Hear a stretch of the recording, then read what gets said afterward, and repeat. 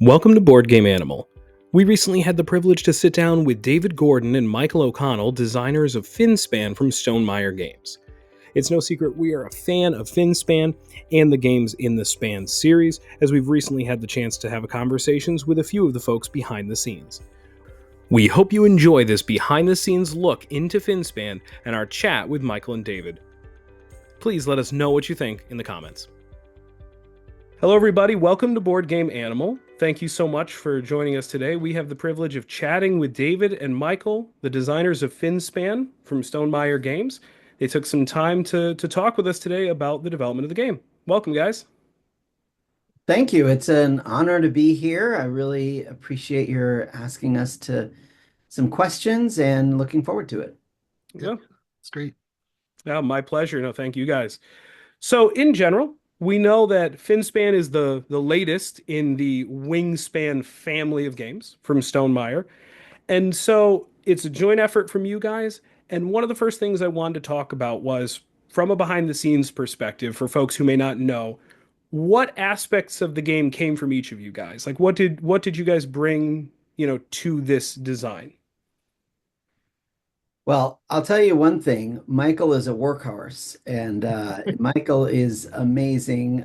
He's such a hard worker. I was impressed the entire time by how much he put in. He uh, was able to do a lot of the iteration along the way, and that, involved updating every card. I think you updated every fish card by hand. Like I would actually advise. I kept advising him on better systems, but yeah, you brought a lot of that amazing Photoshop work. So I did, and it's a very visual game, unlike Wingspan or even Wormspan. I think it's hard to pull stuff off of a spreadsheet because the iconography is so specific for a lot of the fish functions. Hmm.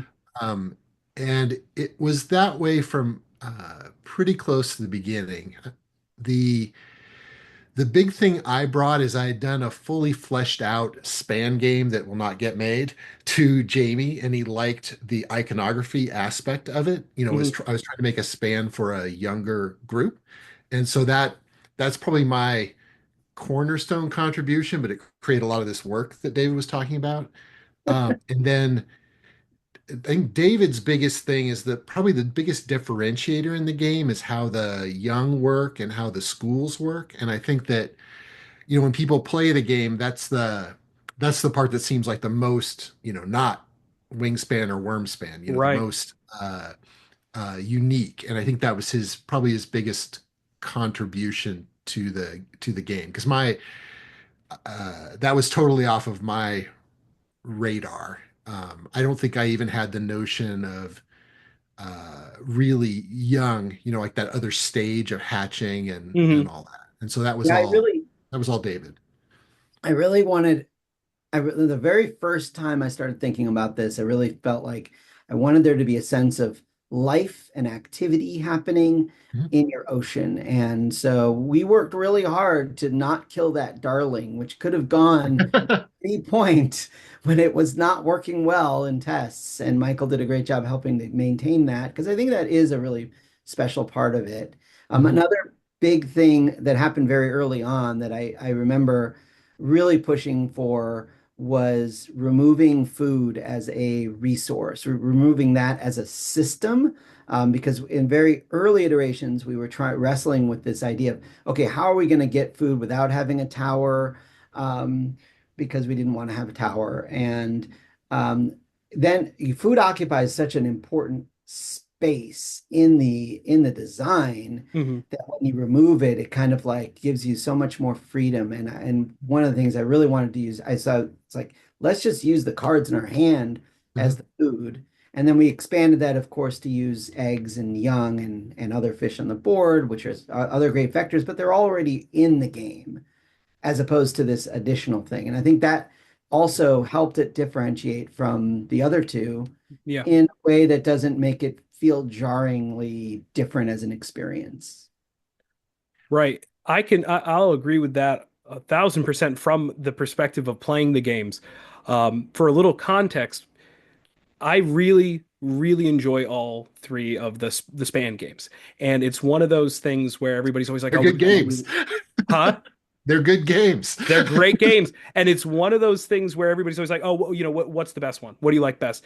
And spoiler alert, we're doing a video series that I'm starting next month, which is basically comparison videos of board games. That the idea is there are games I'm keeping on the shelf that have a common thread between them, but I'm keeping all of them for a reason. Like certain games, it's like, oh, which one racing game should you have? No, I have three, and I'll tell you why. And one of the videos I want to do is about the three Span games because it's hard to pick one that I enjoy best because I see a flavor in each one that depends on the mood, depends on the circumstance, depends on who you're playing with, and they each bring something really interesting to the table. And to that point, what you're talking about, that the lack of food and the other options for, paying for cards. One of the first things I noticed about playing it was the efficiency and that kind of simplicity, like by using the symbols instead of a lot of text, like you said, the approachability. And to me, playing it, I said this must have been even harder to design because to make something that smooth and just simple and efficient, that must have been a challenge in and of itself, right? Well, I would say that I would never say that this was any easier to design than the other two because I Right. know Connie and Elizabeth do a crazy amount of thinking and working.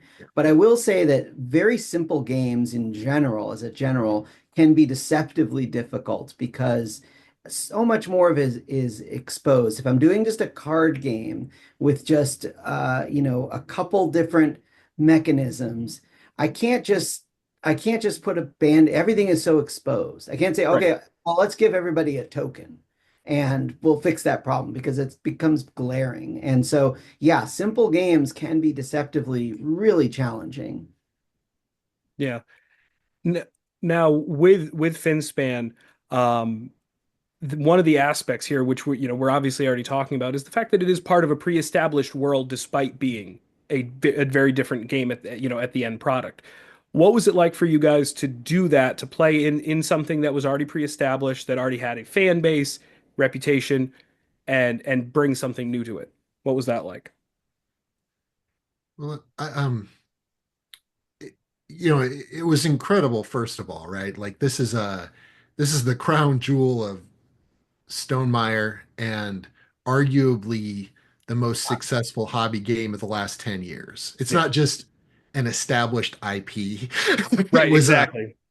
it was there's almost no game we could have created that people are just going to say, "Oh yeah, that's just flat out better than Wingspan," right? I mean, that but we had to make a game good enough to be in that conversation to justify its existence, right? Like why even have this?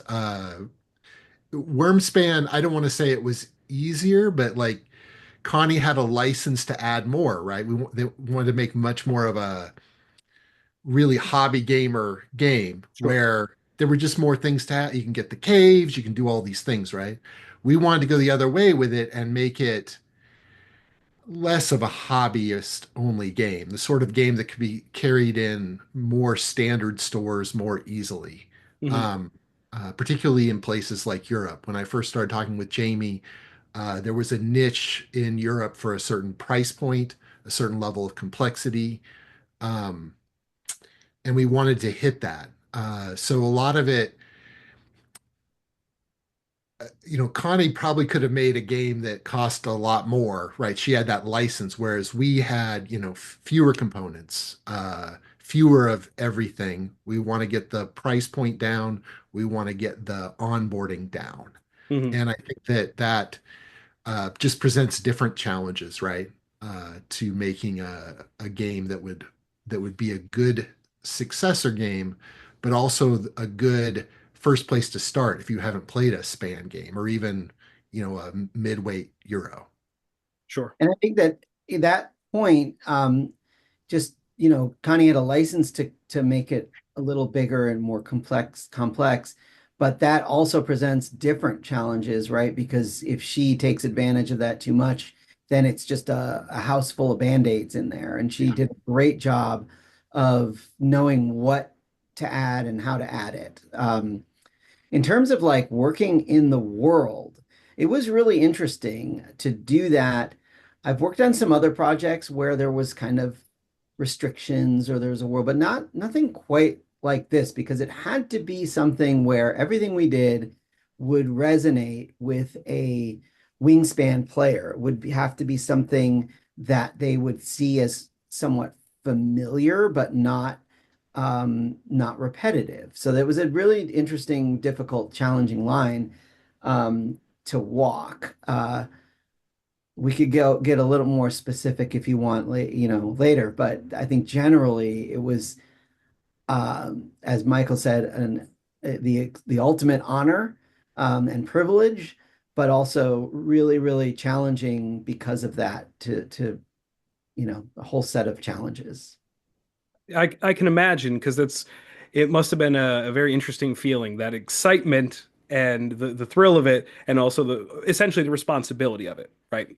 Um, and I think what you're leading into is actually one of the other things I wanted to talk about, which was that process from start to now. From when you guys were first developing it, first talking about it, those first steps to now seeing if the finished product. I wanted to ask, like, what changed the most, or what surprised you over the course of that? And I know I said no, I wasn't going to throw any surprise questions, but I'll throw just kind of a auxiliary question if you want. Was there anything that you thought of at some point or had in the development that you said, no, that's too far away from, what we're trying to do here, but and then Oh, a had to, lot. okay, okay, okay, I mean, that question came up, many times, too many times to list. And I think, we were talking about with Connie, uh, I think she was able to kind of go it alone, partly because she's super talented and just able to do that. But David and I had to kind of go off each other and be like, is this a bridge too far? Is this, is this enough different? Is it enough the same? We wanted to get like half the people who play tested it to say, oh, it's too much like Wingspan, and half of them to say, oh, it's too much of a departure from Wingspan. Like that was kind of sure. our sweet spot, right? And the pendulum would swing either way, depending on choices that we made. That was definitely the most common feedback was this is too much like Wingspan or this is too different from Wingspan. Like those are the two most common pieces of feedback. Um, yeah. So I mean, definitely things that in the process that surprised me that stayed, I think, or that changed. Um, I don't know if they're surprises because I'm always expecting things to change. I mean, sometimes it's more surprised when something doesn't change. The fact that the young hatching stayed is probably the biggest surprise to me. I'd have to think about it more in terms of like the differences, but I know that we wrestled a lot with the weekly goals and getting those. We had some very complicated versions and iterations. We had some where we didn't have them at all. And I think Michael actually came up with the basic idea for the one that we ended up with, and it was really great. It was very elegant, simple, but it really drove our decisions during the game. And when Michael and I played it, we of course played it two-player quite a bit. We would always be very cognizant of the weekly goals, and of what each other were doing.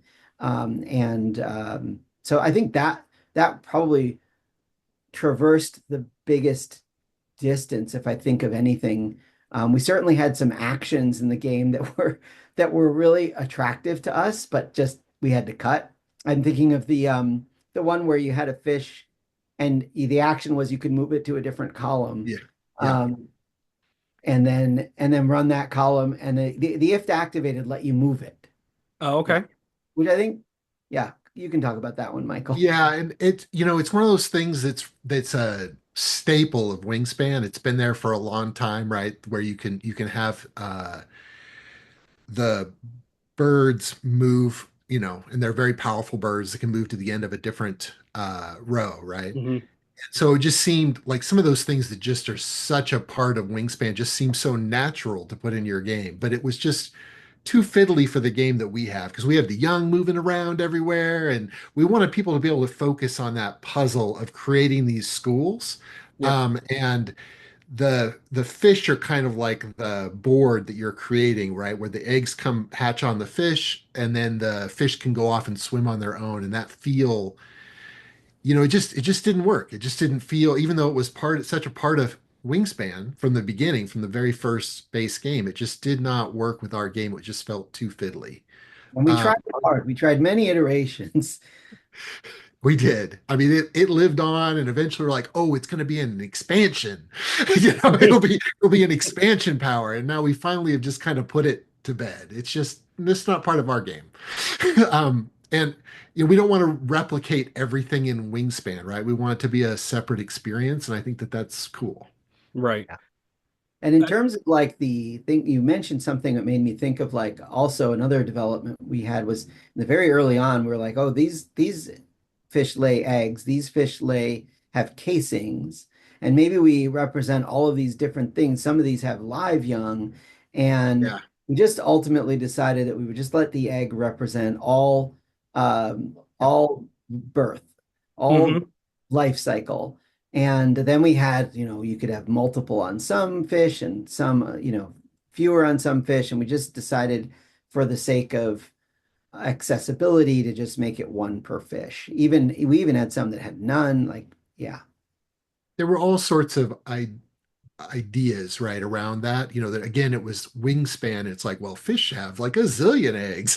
Their nests are, even when they have a single nest, which a lot of them, I mean, there's also the amount of different reproductive ideas among fish, and in many cases they aren't even understood. Like, we're assuming because this fish is kind of like this other fish that we Sure. do understand it might be the same, but we don't know. I mean, there's so much that goes on in the ocean, whereas birds, like, we know them, we see them, we understand, exactly how these things are done.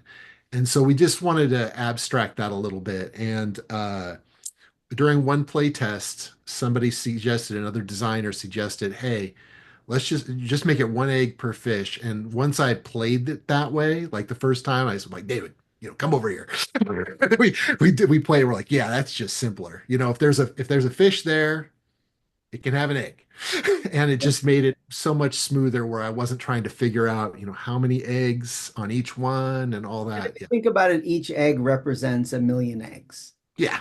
It So could be. Sure. each fish can have 1 million eggs.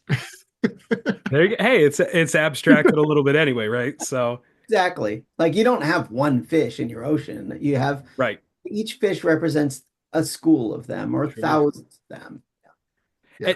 And it's funny you say that because it still feels some like strangely thematic to me in a way. Just personal take on it, like a little bit more thematic even than Wingspan or Wormspan. Obviously, Wormspan is fantasy, so that's one thing. But the board, the vertical board, the zones, something about it for me, like it's one of those games that just clicks. Like when I'm teaching someone, it doesn't have to be this roundabout explanation of so this goes here because of this, but don't worry about like it's simple that it's like the fish lives deep. Oh, okay, it goes there. And there are certain things like that. And like you said, even though it's abstracted, just some of that flow of like the hatchling to or the egg to the hatchling to, to the school, it's a nice flow. And to that point, you bringing it up, what was that like doing the research for the animals, like for the actual facts? I mean, that's we're talking about the design of the game, but that's an entire universe to explore. Well, I So think we work. Oh, you want to go? I'm going to hand it off to you. I was just going to say, I think we had a fair amount, some number of factoids or drafts of factoids. I know you asked me to look up a bunch, but I think Michael did most of the factoid writing, editing at the end.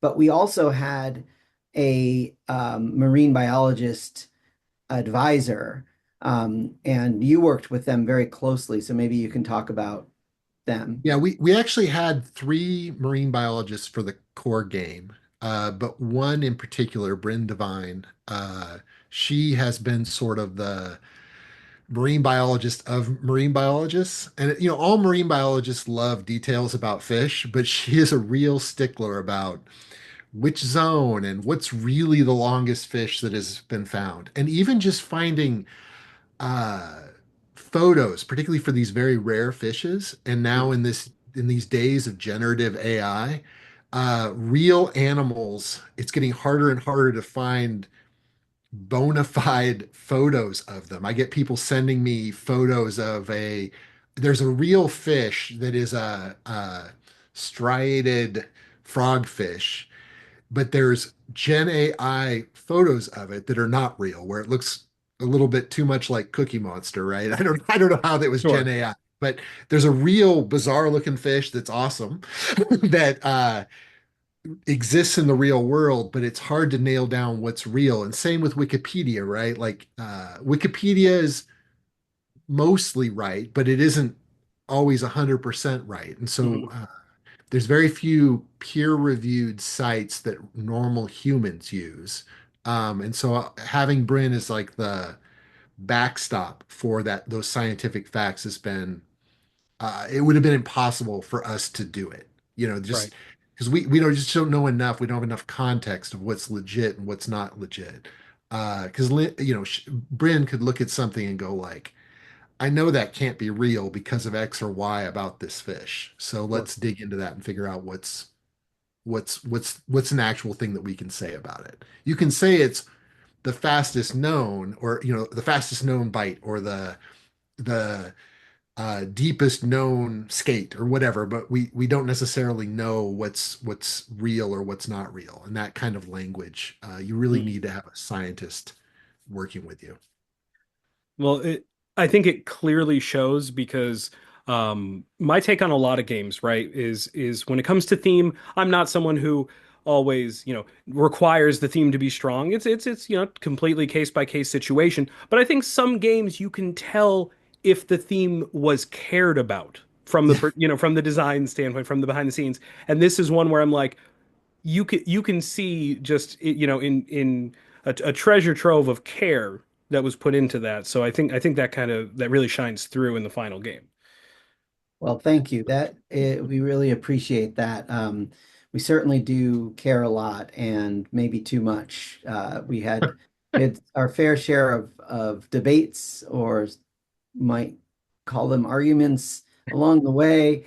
But yeah, that's because were very passionate about this. We cared about it, and as you said in the beginning, we felt a responsibility Hmm, to the other two, and to Jamie. right. there's So, a fact that's not on the cards. It's a meta fact about the game, which is that in uh, Sweden, I think it was, there's 60 new names being created for fish because the game exists. We use the term common name in English, but in a lot of places they have like we just give that fish a real name. And I think 20 in Denmark, same deal. Localization partner Asmodees reached out to the Danish and Swedish scientific community to try to get real names for these fish. So I mean, that's a cool factoid about the game, right? Where it's helping to drive, real scientific definition. well, that is incredible. Yeah, I know. I had no idea about that. Talking about a game that is making a difference in outside of the realm of games. That is fascinating. And my hope too, we didn't want to dwell on two things, and we debated this, right? How dangerous a fish might be to humans. We have a couple of things, right? Like Sure. where its poison might be dangerous to humans or whatever, but we didn't want to focus on that. And then also just how endangered a lot of these species are. The hope is to just make you fall in love with some of these crazy fish, and right? Like the Right. oceans are under constant threat. Yeah. So. Uh, all these crazy fish that live under the ocean, in the ocean, they're all impacted by the stuff that we do. And they're all, in jeopardy to different degrees by overfishing and you know, just all the stuff with global warming and algae blooms and, microplastics and all that. Yep. So I'm Yep. hoping that people play the game and don't think like, oh, I don't want it to be depressing, right? I just want people to think, Sure. hey, these guys are just these fish are just so cool. Yeah. We got to do what we can to make sure that they're around, to be cool.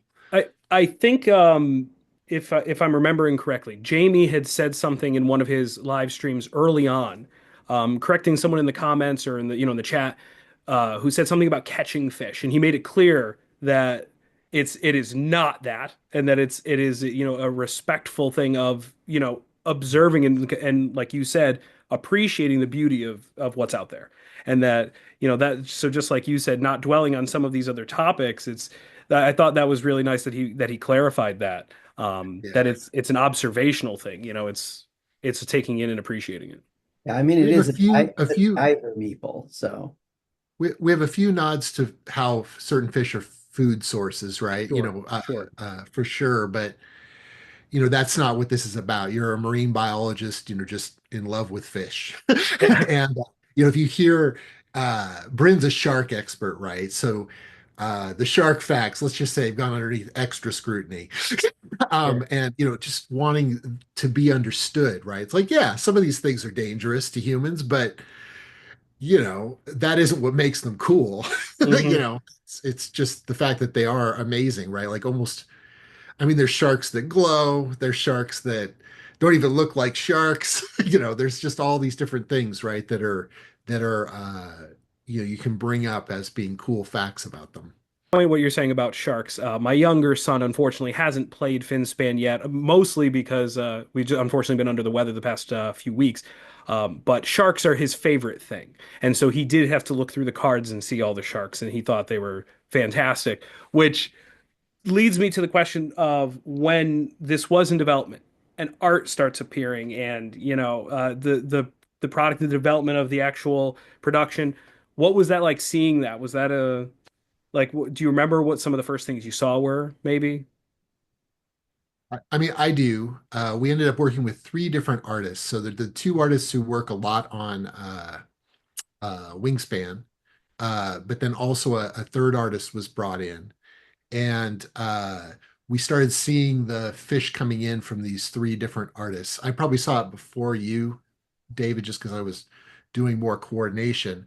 All of our, I had some very complete, I don't want to say they were product ready, but pretty nice looking cards, but we are always using typically artwork that describes fish is black and white, usually line art.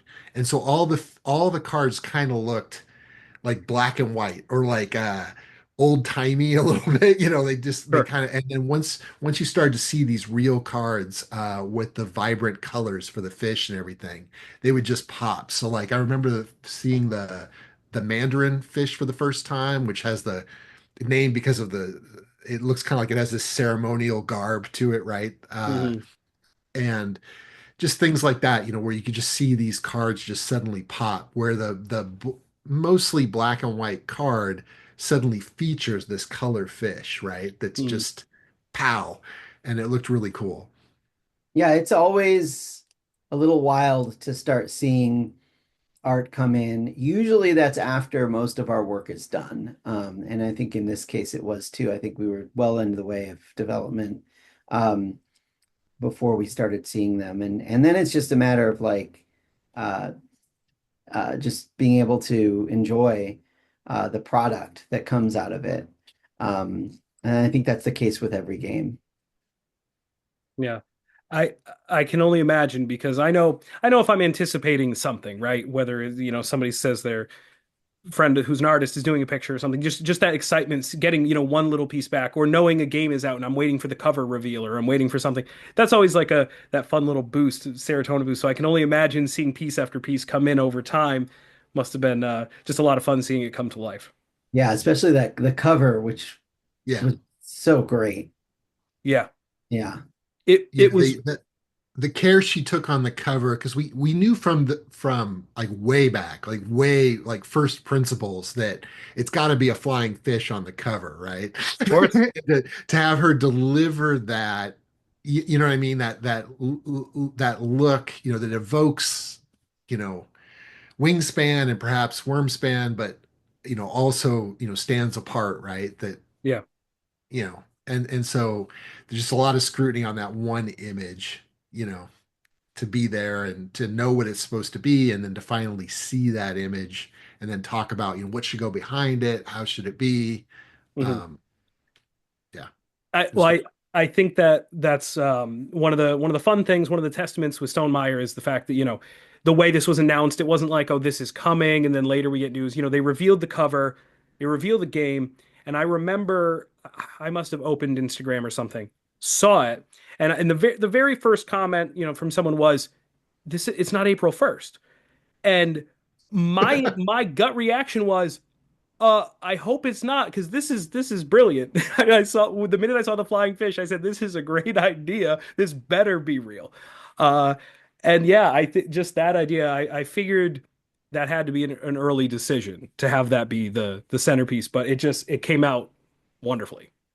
Yeah, it definitely the decision of what sort of fish would be on the cover, and just the notion that there was going to be a fish-based span game Mhm. has existed before David and I joined the project. I had been pitching other spans to Jamie. This is a span for kids, a span, I don't want to go too much into it, but I've been, you know, You thinking do, about, yeah, you do have one about cats, correct?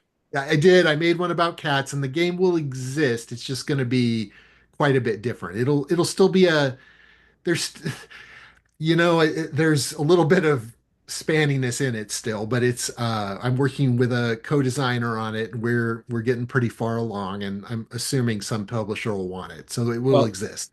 Well, I'll tell you honestly, we're gonna be first in line for that because I have joked for a while that we need such a game. I mean, our channel features our pets, for fun anyway. We have cats. My wife is the ultimate cat lady, and she is a walking cat encyclopedia. And I've joked with her for a while. I said, you know what the biggest hole is in the game community? We don't have a game like Wingspan, but about cats with breeds. And that was before I ever knew about your game. So consider a Have her reach out to me. I would love somebody who's in love with this. My main concern, I feel like I'm off the beaten path a little bit, just no, to you're let her fine. know, is that I don't want to advocate for cat breeding because there's also a lot of downside to it, right? When I She, look at some of these, we are a house of rescues. We are okay, 100%. I'm and with that's you. the only thing. Like, these breeds are amazing, right? Like, Yes, and we know them, and I want to nod to them, but I don't want to like encourage more of it, right? Because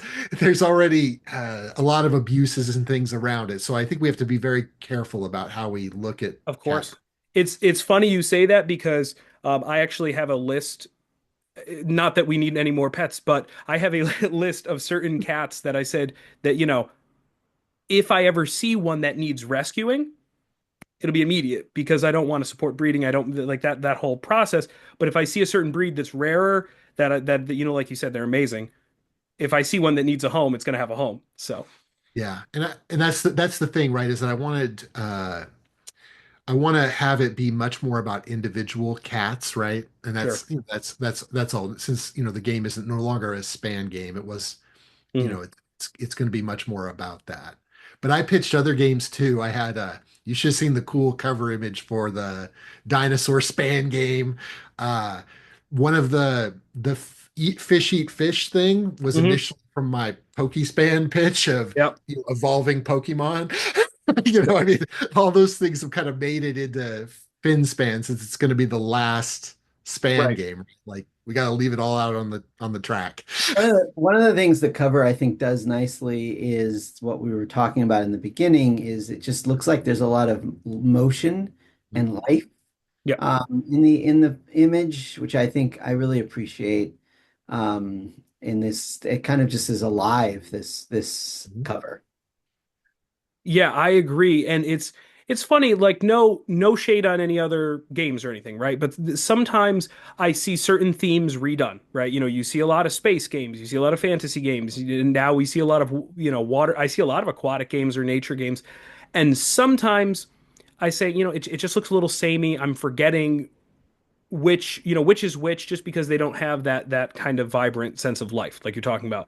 And that's one of the things I loved about this when I saw it because just even the background style behind the fish, it looks like it's jumping out of the water. It has that sense of motion, but it has the sense of flying as well. So I couldn't agree more. I think it evokes all those things and captures it well. I remember evaluating, you probably remember this too, David. several different backgrounds, and then we got down to a couple of different styles. One of which was one that I put out there and I lost ultimately, and I think it's for the best. It's just like I had, Michael's idea, I think it looked more like a wave, but I think maybe it was probably too much. It's kind of you want the fish to be what catches your eye. Mhm. Um, but all that, like you said, all the care that goes into trying to make a finished product that's going to resonate with the most people. One of the things I'll say that I I've done playtesting for games for different folks and companies, and I said when playing Finspan, I said, I would have been really bad at playtesting this, especially if, with artwork, because I'm a little bit of a sucker of I get a card and I'm like, I just like this fish, and it's not the ideal move, and I just want to play. I just work. I'm like, I'm gonna play this fish just because they look fantastic. That's what we wanted with this game, right? No matter Yeah. which fish you play, they're cool. Whereas in Wingspan, particularly early on, you can kind of back yourself into a corner a little Yes. bit. And with Wormspan, even more so, right? Like there's a whole other track you've got to worry about and all that. It's like, dude, if you just want to play that fish because it's cool, you do it. Hmm. And you'll be okay. I mean, you may not get like the best score ever, but you'll be fine. Right. If you want to play that, you go. Yeah, the very first play of it, I got like a little teeny bit legitimately angry because I'm like, I want to play all of these. And then I had to make that choice. And it's funny what you're saying because looking at the grand scheme of things with these games, Wingspan was a huge part of us getting into the hobby and starting to do stuff because it's a fantastic game. And having now, like looking back in retrospect, playing Wormspan, playing Finspan, it's really funny to me how none of the things that make the game stand out were things I ever even fathomed. And some of them are simple, right? Like I never thought from playing Wingspan, I never said to myself, what I want is a rondelle, like for the Dragon Guilds and Wormspan. I never thought that, but then I played that and it's great. Never thought, what, this needs a personal discard pile and being able to dip into that, and it's such a brilliant little thing, and like all of these things. So that's why, kind of harkening back to what I said about each game having its own flavor, its own niche. There are so many things in Finspan, especially, that I said I never thought I didn't even cross my mind that I could ever want this or that in this type of game, and it just works so well in the final product. So it's a big kudos to you guys for that. Thanks. We wanted people to be able to draw just right off that draw pile, but we didn't want to completely lose the market.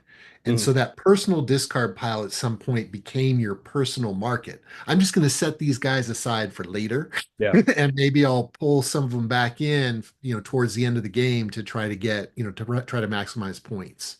But while you're playing, you can have like everybody draw a card, everybody draw a card, and it'll still work because you don't have to have people selecting from a display board. Now, to kind of wrap things up, one of the things I wanted to ask was, now that it's out there, now that there are, reviews and commentary and just getting in people's hands, and I'm sure, you see it personally, like maybe folks, what's been your favorite response after, now that it's out there? I'm sure there's a lot of anticipation during development, and so now that it's there, what has that been like? Well, the response has been fantastic. I love to see nice things said, where online, wherever. But I was just at Dice Tower West in Las Vegas, and Finspan was one of the hot games. They had two of them set up for the entire weekend, which was amazing.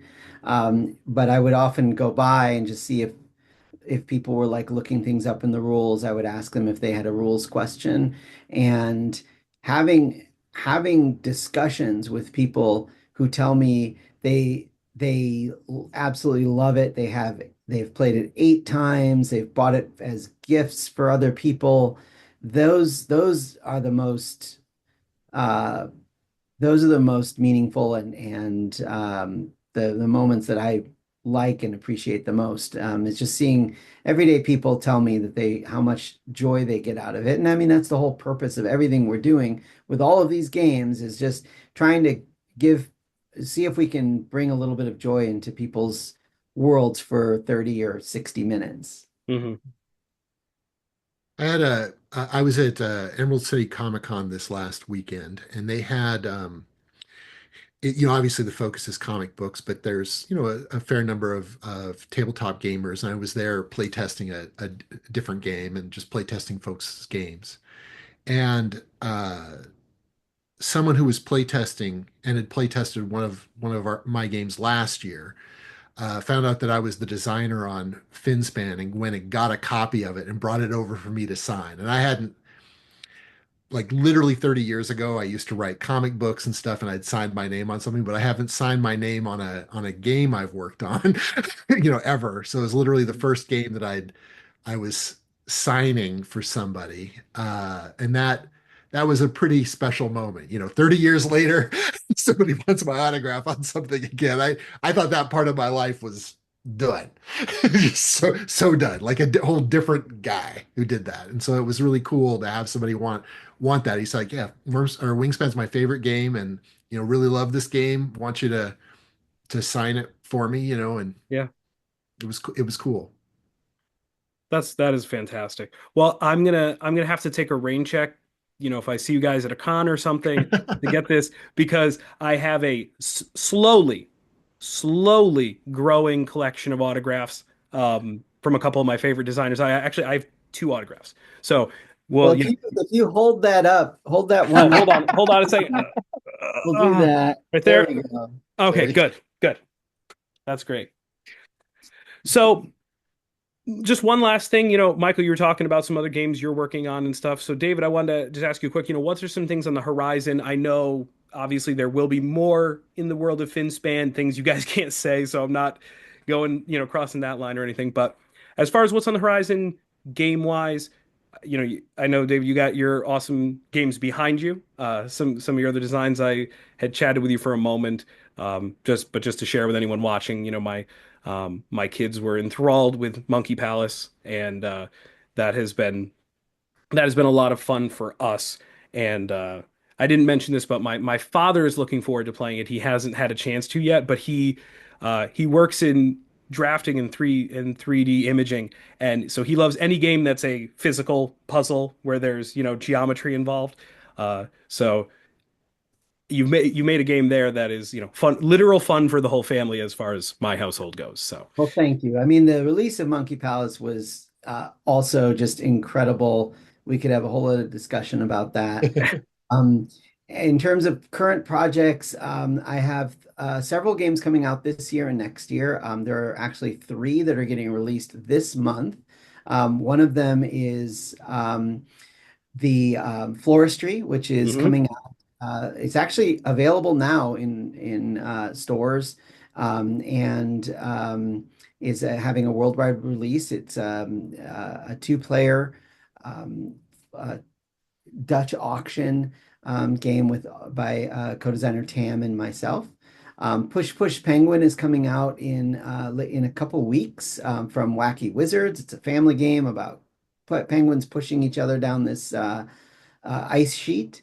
Mhm. Craft in the Cosmos is coming out from Office Dog and Asmodee also in a couple weeks. It's more of a medium weight, um, more larger game for gamers. And so I'm very excited about those.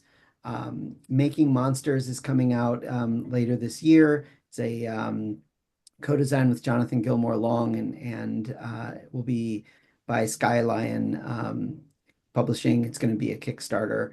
And I have other games with Friendly Skeleton and with Mighty Boards that are coming out later this year, and another very secret, really large IP that's coming out towards the end of the year that I'm looking forward to. So it's just really an exciting time, considering the fact that Monkey Palace is the first game of mine that was ever sold to a consumer on the Mhm. market. It's been kind of crazy. That's a lot in a short period of time, relatively, right? Yeah, but he labored away for a long time in obscurity, right? I mean, uh, building up this portfolio and just kind of working through and perfecting that. That's Yeah, it's been quite a ride, quite a journey. Well, that is awesome. I hope to connect with you guys again down the road, maybe with some of the other games or with Finspan. You guys have been fantastic. Thank you so much for, taking the time to talk about this and congrats on the success with Finspan. It really is a wonderful game. Well, thank you. The questions were amazing. So Yeah, it was thank very you. easy. You were very good. Yeah. Thank you. Well, thank you guys for watching the video. And as always, don't forget to play board games like an animal or Like a fish Or a beagle. or a cat. there you go, all the above.